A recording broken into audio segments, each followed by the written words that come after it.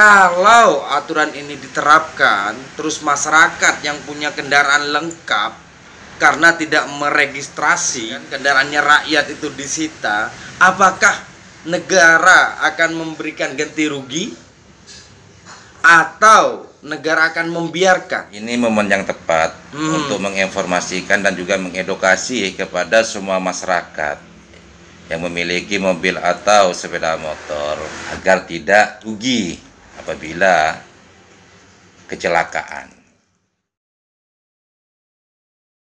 Assalamualaikum warahmatullahi wabarakatuh. Waalaikumsalam warahmatullahi wabarakatuh. Para sahabat tim GPN dimanapun kalian berada, mudah-mudahan hari ini kalian semua selalu dalam lindungan Allah Subhanahu wa Ta'ala. Amin.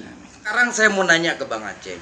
Bang Aceh, Anda setuju tidak dengan aturan yang terbaru yang insya Allah di 2023? Orang yang tidak bayar, bukan bayar pajak, yang tidak meregistrasi kendaraannya atau STNK-nya mati sampai 2 tahun akan dianggap bodong motornya atau kendaraannya. Bang Aceh setuju apa enggak?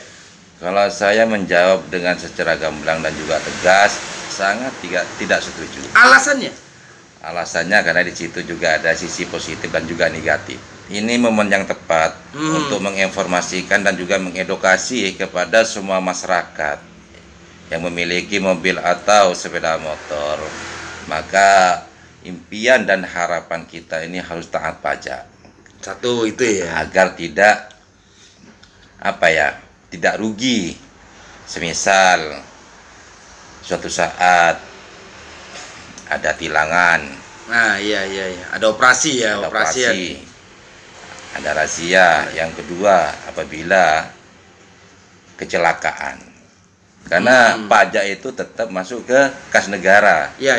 Di sisi lain di situ, dengan secara tidak langsung bantu iuran apabila ada dari salah satu pengendara yang kecelakaan laka lantas di perjalanan, kan di situ bisa ngeklaim JR, jasara harja. Entah iya, syaratnya kan harus hidup pajak dan harus STNK-nya ya. Apabila tidak bayar pajak saja itu tidak bisa untuk ngeklaim JR tersebut, entah dari biaya pengobatan atau kematian, santunan gitu. Santunan. Oh, berarti kalau kita tidak bayar pajak ya, contoh pajak aja dulu. Terus saat berkendara kita kecelakaan, jadi nggak bisa ngeklaim BPJS. Tidak bisa. Harus dihidupkan dulu pajaknya. Harus dibayar dulu pajaknya. Ya, mudah-mudahan terkait masalah registrasi selama 2 tahun tidak diregistrasi itu hanya sebuah wacana. Sebenarnya bukan sekarang saja yang diwacanakan, sejak dulu mungkin sudah diwacanakan. Bukan ya. Mungkin, memang ada kemarin saya baca di media. Mudah-mudahan tidak diterapkan di negara kita ini. Karena kalau dianggap bodong itu sama-sama rugi, Pak Ketua. Pemerintah rugi, masyarakat juga rugi. Pemerintah ruginya di mana? Pemerintah tersebut ruginya, satu contoh, semisal orang seperti saya apabila hanya 2 tahun tidak diregistrasi, surat-surat lengkap semua. Kebetulan pada saat itu kita terhimpit dengan ekonomi, ada kebutuhan yang lebih mendesak. Terkecuali melebihi dari 5 tahun saya ada sepakatnya, Pak Ketua. Kalau lebih dari 5 tahun, kalau 2 tahun masih enggak gitu ya? Masih belum sepakat. Karena kalau melebihi dari 5 tahun itu ada unsur kesengajaan kayaknya itu. Jadi saya sepakat dengan bahasanya Bang Aceh ini. Beliau setuju karena segi positifnya, kalau kita meregistrasi atau taat bayar pajak atau meregistrasi kendaraan kita, ketika ada razia kita aman. Satu Bang Aceh ya. Siap. Terus yang kedua, kalau misalkan kita saat berkendara kecelakaan bisa ngeklaim jasara harja. Saya setuju dengan bahasanya Bang Aceh ya. Kalau menurut Bang Aceh, masyarakat butuh tidak kendaraan, Bang? Ya, pada era sekarang ini masyarakat sangat membutuhkan. untuk mengantarkan anak sekolah, entah keperluan yang lain gitu. Karena sekarang ini kita menilai serba kendaraan semuanya. Kecuali Beda yang dengan mau ke dulu. kamar mandi gitu ya. Kalau dulu itu ke Surabaya jalan kaki. Dulu. Iya. Dulu. Kan era dulu, beda dengan era yang sekarang. Tapi gini Bang Aceng, kemarin saya sempat duduk sama Bapak Kasat Lantas Polres Sampang, Bang.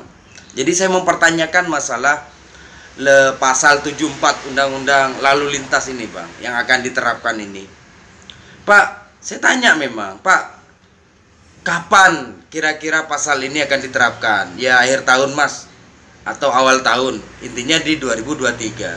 Terus saya tanya juga, kalau misal kendaraan kita itu lengkap Pak, karena kita nggak sempat atau nggak punya uang, belum meregistrasi, terpaksa harus dianggap bodong dan disita sama polisi, apakah ini tidak merugikan ke rakyat? Kita sudah hitung-hitungan Mas, katanya Pak Kasat Bang Aceh waktu itu. Hitung-hitungannya gimana? Karena kita ingin memvalidkan data, katanya Bang Aceh. Siap. Karena sebagian begini Bang Aceh, ini untuk menghindari juga oknum-oknum orang kaya Bang Aceh. Kan sekarang banyak orang kaya itu yang punya kendaraan lebih dari satu, tapi di atas namakan ke orang yang jual nasi goreng, ya orang tukang beca dan lain-lain. Untuk menghindari progresif ya kalau nggak salah. Pajak itu ya. Pajak progresif. Iya. Untuk menghindari itu. Iya Bang Aceh. Jadi mungkin dengan adanya pasal ini secara otomatis ini akan membantu untuk memvalidkan data kepemilikan kendaraan gitu Bang Aceh. Terus yang kedua, alasan dari Pak Kasat, sebentar lagi akan diterapkan e-tilang Bang Aceh. Ya kan? Akan diterapkan e-tilang. Jadi sudah nggak ada lagi razia, mungkin seperti itu nanti Bang Aceh. Yang ada itu ya main-main itu kan di Sampang sudah ada. Mobil incar. Mobil incar itu. Karena masih atas nama orang lain ya kan. Jadi mungkin di sini problemnya sehingga pasal 74 ayat 3 ini akan diterapkan Bang Aceh. Sekali lagi saya samalah dengan Bang Aceh. Saya tidak setuju ketika kita punya kendaraan resmi, ada surat-suratnya, kan kita harus dianggap bodong dan disita oleh polisi. Nah ini kalau misal disita, diambil sama polisi, bagaimana masyarakat? Sedangkan kendaraan sekarang sudah jadi kebutuhan. Gimana itu ya? Ya menurut saya sama-sama rugi. Sama-sama rugi ya? Menurut saya itu. Pemerintah juga rugi. Karena bukan cuma ribuan ini kendaraan yang akan disita Bang Aceh ya. Jutaan. Artinya jutaan masyarakat yang akan kehilangan kendaraan, beneran. Ya kita sekarang cuma hanya bisa menghimbau kepada seluruh masyarakat Indonesia agar sama-sama tidak rugi. Dalam artian dirinya tidak rugi, pemerintah juga tidak rugi.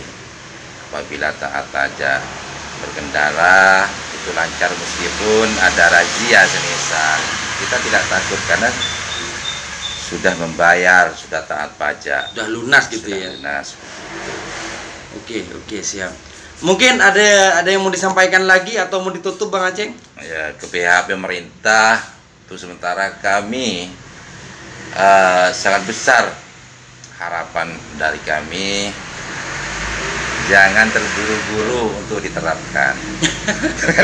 pending gitu ya. Pending dulu. Jangan 2 tahun katanya Bang Aceh, minimal 5 tahun gitu Bang ya. Kalau 5 tahun itu setuju. Ada unsur kesengajaan kalau 2 tahun untuk sementara karena kita menilai di bawah ini masih banyak masyarakat yang bermasalah dengan ekonomi. Terus gara-gara COVID juga ya Bang ya. Masuk. Bisa jadi dan juga bisa tidak jadi. Oke. Itu obrolan saya dengan Bang Aceh. Bang Aceh meminta kepada pemerintah kalau bisa jangan 2 tahun katanya. Kalau 5 tahun beliau setuju gitu ya. Mungkin itu aja dari kita. Salam generasi peduli negeri.